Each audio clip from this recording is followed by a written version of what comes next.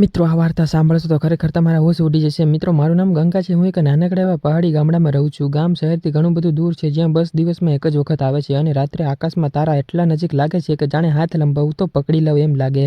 આ ગામમાં લોકો ઓછા છે પણ વાતો બહુ છે અને આ વાતો વચ્ચે મારી જિંદગી ધીમે ધીમે ચાલી રહી હતી। મિત્રો વાર્તા પૂરી સાંભળજો। મારા લગ્ન બહુ નાની ઉંમરે થયા હતા। એ સમયે મને જીવન શું છે એની પણ સમજ ન હતી। મારા પતિ ગામમાં સીધા સાધા પુરુષ હતા અને વધારે બોલતા પણ ન હતા, દિલથી પણ ખરાબ ન હતા। અમે ગરીબ હતા, નાનું ઘર, કાચી દિવાલો, છાપરું અને આસપાસ ખેતરો। હું પણ સંતોષમાં હતી કારણ કે મને લાગતું હતું કે કોઈ તો છે જે મારું છે। અને સાંજ પડે ત્યારે ચૂલા પર રોટલા શેકતી હતી અને એ બહાર બેસીને દિવસભરનું કામ કહેતા શું શું કર્યું। ક્યારેક વરસાદ પડે ત્યારે અમે બંને છાપરા નીચે બેસીને બૂંદો ગણી લેતા હતા।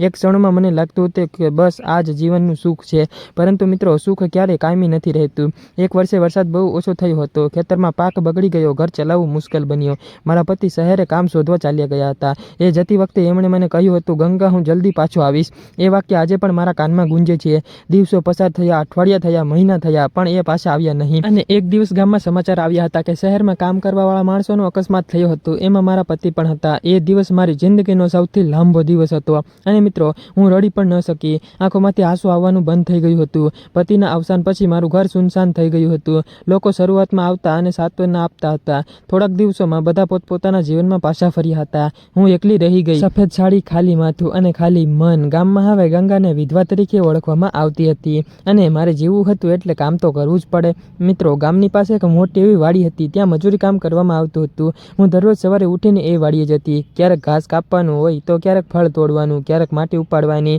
અને હાથમાં છાલા પડ્યા, પગમાં દુખાવો થયો, પણ એ દુઃખ મને જીવતું રાખતું હતું। વાડીમાં કામ કરતાં કરતાં હું ઘણીવાર ભૂતકાળમાં પણ ખોવાઈ જતી હતી અને મને લાગ્યું કે જો મારા પતિ જીવતા હોત તો કદાચ હું આજે અહીંયા ન હોત, પણ વિચારોથી થોડું કંઈ પેટ ભરાતું નથી એટલે હું ફરી કામમાં લાગી જતી। એક દિવસ આકાશ અચાનક કાળું થઈ ગયું। પહાડી વિસ્તારમાં અચાનક વરસાદ આવે એવું થઈ ગયું હતું। બધા મજૂરો દોડી પડ્યા। હું મોડી પડી ગઈ। વરસાદે મને પૂરેપૂરી ભીંજવી નાખી। વાડીના ખૂણે એક જૂનું લાકડાનું ઝૂંપડું હતું, ત્યાં દોડી ગઈ। ઝૂંપડામાં અંધારું હતું અને બહાર વરસાદ તૂટી પડ્યો હતો। પવનમાં ઝૂંપડું હલતું હતું। હું એકલી હતી અને થોડીક ડરી પણ ગઈ હતી। એ જ સમયે પગલાંનો અવાજ આવ્યો। એક પુરુષ ઝૂંપડામાં પ્રવેશ્યો, એ પણ ભીનો જ હતો। પહાડી ગામનો ખેડૂત, ચહેરા પર થાક અને આંખોમાં શાંતિ હતી। અમે બંને થોડીક ક્ષણ એકબીજાને જોયા કર્યા। કોઈ કંઈ બોલ્યું નહીં। બહાર વરસાદ બોલી રહ્યો હતો। થોડી વાર પછી એને ધીમેથી કહ્યું કે ડરશો નહીં, આ ઝૂંપડું એકદમ મજબૂત છે। એ અવાજમાં હજી સાંત્વના હતી। મેં માથું હલાવ્યું। એ પછી શાંતિ છવાઈ ગઈ। મિત્રો મને એ સમયે ખબર ન હતી કે આ ઝૂંપડામાં શરૂ થયેલી ઓળખ મારી જિંદગીની દિશા બદલી નાખશે। વરસાદ તો થોડી વાર પછી શાંત થઈ ગયો, પણ મારી અંદર કંઈક હલવા લાગ્યું હતું। મિત્રો વરસાદ એ દિવસ પછી ઘણી વખત પડ્યો, પણ ઝૂંપડામાં પસાર કરેલી એ ઘડીઓ મને અંદરને અંદર સતત જીવતી હતી। અને બીજા દિવસે હું ફરી વાડીમાં કામે ગઈ અને હાથ કામમાં હતા, પણ મન ક્યાંક બીજે જ અટવાયેલું હતું। એ દિવસથી હું વાડીમાં એક ચહેરો શોધવા લાગી હતી। એ ખેડૂત નામ પણ ખબર ન હતું, પણ એની શાંત ભરી નજર મને અજીબ રીતે ઓળખી હતી અને 2-3 દિવસ સુધી એ દેખાયો નહીં।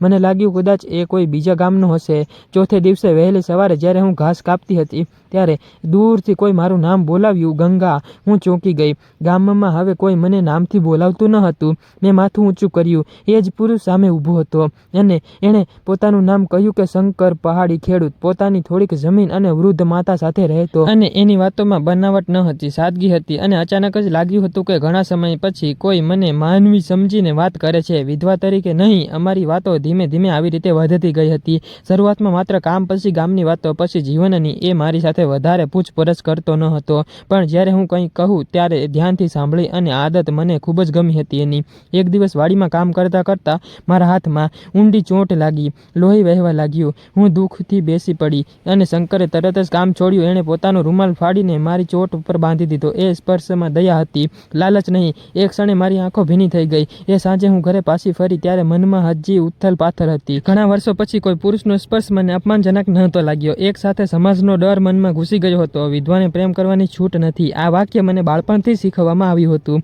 મિત્રો રાત્રે મને ઊંઘ ન આવી। પતિની યાદો આંખ સામે આવતી હતી। મને લાગ્યું કે શું હું કોઈ ગુનો કરી રહી છું? શું મારા વિધવાપણાની સજા પોતે જ ભોગવી જોઈએ? દિવસો પસાર થયા। શંકર સાથે મુલાકાત હવે રોજ થવા લાગી હતી। ક્યારેક ખેતરની મેળે બેસીને વાતો કરતા તો ક્યારેક વાડીના ઝાડ નીચે થોડીક છાયા। એ ક્યારેક પ્રેમની વાત લાવ્યો અને કદાચ એ પણ મારી સ્થિતિ સમજતો હતો। એક દિવસ હું હિંમત કરીને બોલી હતી, લોકો શું કહે છે એનો તમને ડર નથી? એ થોડી વાર ચૂપ રહ્યો, ત્યાર પછી બોલ્યો, લોકો તો બોલ જ કરશે ગંગા। આપણે જીવીએ કે ન જીવીએ, બસ લોકો બોલશે। પ્રશ્ન એ છે કે આપણે પોતાના પોતાની જિંદગી પોતાની રીતે જ જીવવી છે કે નહીં, એ શબ્દોએ મને અંદરથી હલાવી નાખી હતી. અને એ જ સમયે મારા ભૂતકાળની વાતો બહાર આવવા લાગી. મેં એને મારા પતિ વિશે કહ્યું, અકસ્માત વિશે કહ્યું અને એ દિવસ વિશે પણ કહ્યું હતું જ્યારેથી મારી ઓળખ માત્ર વિધવા બની ગઈ હતી. અને શંકર કાંઈ બોલ્યો નહીં. એ બસ મારી સામે બેસીને મારી વાતો સાંભળી રહ્યો હતો. અને ત્યારે એની આંખોમાં દયા નહીં પરંતુ ત્યારે સમજ હતી. એ દિવસ પછી મારી અને શંકર વચ્ચે કંઈક બદલાઈ ગયું. વાતોમાં નરમાશ આવી અને નજરોમાં પ્રશ્નો આવ્યા. એક સાંજે અચાનક વરસાદ ફરી શરૂ થયો. અમે બંને ખેતરના મેળે હતા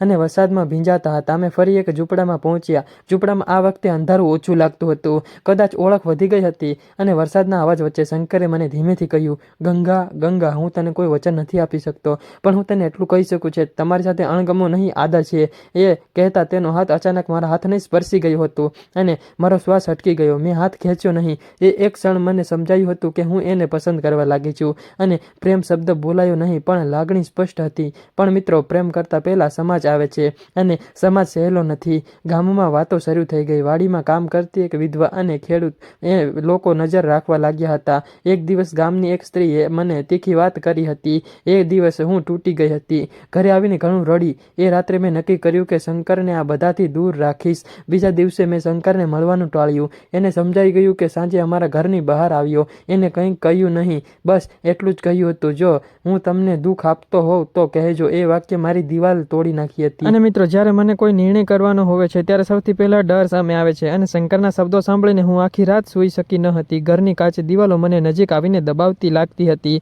મિત્રો, આ તમે સાંભળશો હજી તો ચોંકી જશો. હું આગળ વધું તો આખું ગામ મારી સામે ઊભું રહેશે. સવાર પડતા હું વાડીમાં ગઈ નહીં. એ દિવસ કામ કરતાં કરતાં વધારે વિચારો ન હતા. ઠંડો લોટ આંખોમાં ઉથલ પાથલ. પતિની તસવીર સામે નજર ગઈ હતી. મેં ધીમેથી કહ્યું, જો તું આજે જીવતો હોત તો તું શું મને ફરી જીવવાની છૂટ આપત? કોઈ જવાબ ન હતો. મન થોડુંક હળવું થયું. શંકર બીજા દિવસે ફરી આવ્યો. આ વખતે ખેતરમાંની સીધો મારા ઘરની બહાર. ગામના 2-4 લોકોએ જોઈ ગયા હતા. વાતો ઝડપથી ફેલાઈ. શંકરે સ્પષ્ટ શબ્દોમાં કહ્યું, ગંગા, ભાગવા માટે હું નથી આવ્યો. જો તું તૈયાર હો તો હું તને આદરથી સમાજ સામે ઊભા રહીને સ્વીકારવા માંગુ છું. એ શબ્દોમાં કોઈ લાલચ ન હતી, જવાબદારી હતી. એ દિવસ પછી વિરોધ શરૂ થયો. ગામના મોટા માણસોએ મને બોલાવી એમ કહ્યું કે વિધવાએ ફરી લગ્ન કરવું પાપ છે અને ગામની ઇજ્જત જશે. મેં પહેલીવાર મૌન તોડ્યું. મેં કહ્યું કે કોઈનું ઘર તોડ્યું નથી, હું ફક્ત જીવવા માંગુ છું. મારા અવાજ ધ્રુજતો હતો પણ શબ્દો સાચા હતા. શંકર પણ પાછો રહ્યો નહીં. એણે પોતાના પરિવાર સામે વાત મૂકી. એની માતા શરૂઆતમાં ચૂપ રહી. પછી એક દિવસ એણે મને બોલવાની અને એના પગે મને હાથ મૂક્યા. એણે મને કહ્યું, બેટા ઊભી થા. જો તું મારા દીકરાને સાચો સાથ આપે તો સમાજના ડરથી હું તને નહીં નકારી શકું નહીં. એ દિવસે મને માતૃત્વની નવી વ્યાખ્યા હોય એવું લાગતું હતું. ગામમાં વિરોધ વધવા લાગ્યો અને લોકોએ કામ આપવાનું પણ બંધ કર્યું હતું. હું ફરીવાર એકલી પડી ગઈ હતી. પણ આ વખતે મનમાં એક નવી શક્તિ હતી. શંકર રોજ સામે દૂરથી દેખાઈ જતો હતો અને અમારે બંનેની નજરો મળતી અને મને ખબર પડતી કે હું એકલી નથી. સાંજે ફરીવાર વરસાદ પડ્યો પણ આ વખતે વરસાદ ડરાવતો ન હતો. હું અને શંકર એ જ ખેતરના ઝૂંપડામાં ઊભા હતા. એણે મારી તરફ જોઈને પૂછ્યું, હવે પણ જો તને લાગે છે કે આ રસ્તો ખોટો છે તો હું પાછો હોઈ જઈશ. મેં પછી પહેલીવાર સ્પષ્ટ જવાબ આપ્યો, ખોટું જીવન એકલા જીવવું એ મારી સાથે ચાલવું મને સારું લાગે છે. શબ્દો કહેતા જ આંખોમાંથી આંસુ વળી નીકળ્યા હતા. નક્કી કર્યું કે કોઈ તામઝામ નહીં, કોઈ ભીડ નહીં. નજીકના જૂના મંદિરમાં લગ્ન કરશું. એક સવારે વહેલી વેળાએ અમે બંને મંદિરે પહોંચ્યા. આકાશ સાફ હતું. મંદિરમાં માત્ર દીવો અને પૂજારી અને 2 સાક્ષી. કોઈ શોર બેકર નહીં અને મનમાં ભારે શાંતિ. પૂજારીએ એક મંત્ર બોલ્યા. શંકરે મારી મંગમાં સિંદૂર ભર્યું. એક ક્ષણે મને લાગ્યું કે વર્ષો પછી હું ફરી કોઈની પત્ની બની અને હું ફરી એક સ્ત્રી બની છું, જીવતી, લાગણી ધરાવતી. લગ્ન પછી અમે બંને ગામમાં પાછા ફર્યા. લોકો નજરે જોયું, કોઈએ મોઢું ફેરવ્યું, કોઈએ શાંતિ રાખી. સમય પોતાનું કામ કરે છે. ધીમે ધીમે વિરોધ ઓસર્યો. લોકો સમાજમાં સમજવા લાગ્યા કે હું કોઈ પાપ નથી કરતી, હું ફક્ત જીવતી હતી. હું આજે શંકરની સાથે એ જ પહાડી ગામમાં રહું છું અને હું હજુ કામ પણ કરું છું. અને હવે હાથમાં થાક હોવા છતાં દિલમાં ડર નથી. ક્યારે વરસાદ પડે ત્યારે અમે બંને ઝૂંપડાની વાત યાદ કરીએ છીએ અને હળવું હસીએ છીએ. મિત્રો, અમારી વાર્તા અંત અહીંયા નથી પણ એક શરૂઆત છે. સમાજના બંધનો માણસ બનાવે છે પણ માણસની ખુશી પણ માણસ જ પસંદ કરવી પડે છે. વિધવા વહુ સજા નથી, સ્ત્રી હોવું ગુનો નથી. જો આ વાર્તા કોઈ એક સ્ત્રીને પણ પોતાની જિંદગી માટે અવાજ ઉઠાવવાની હિંમત આપે છે તો સમજવું કે ગંગાનું જીવન વ્યર્થ ન હતું. મિત્રો, વિડીયો પસંદ આવ્યો તો વિડીયોને લાઈક અને ચેનલને સબસ્ક્રાઇબ કરી દેજો. અને હા, આ વાર્તા તમારી સાથે થાય તો તમે શું કરો એક કમેન્ટમાં જરૂરથી કહેતા જજો. અને મિત્રો, તમને આ વિડીયો કેવો લાગ્યો એ પણ જરૂરથી કહેતા જજો. સારું લાગે તો વિડીયોને લાઈક કરી દેજો અને ચેનલને સબસ્ક્રાઇબ કરવાનું ના ભૂલતા, કારણ કે વિડીયો બનાવવામાં મહેનત લાગે છે. અહીંયા સુધી વિડીયો જોવા માટે મિત્રો બધાનો ખૂબ ખૂબ ધન્યવાદ. આ વાર્તા ફક્ત ને ફક્ત કાલ્પનિક છે, માત્ર મનોરંજન માટે બનાવવામાં આવે છે. કોઈ પણ ધર્મ કે વસ્તુ વ્યક્તિ સાથે સંબંધ હોતા નથી. તો મિત્રો, મનોરંજનના હેતુથી જોજો. મિત્રો, દિલ ઉપર ના લેતા. કે કાલ્પનિક રીતે જોજો, કોઈ પણ લોકો દિલ ઉપર ના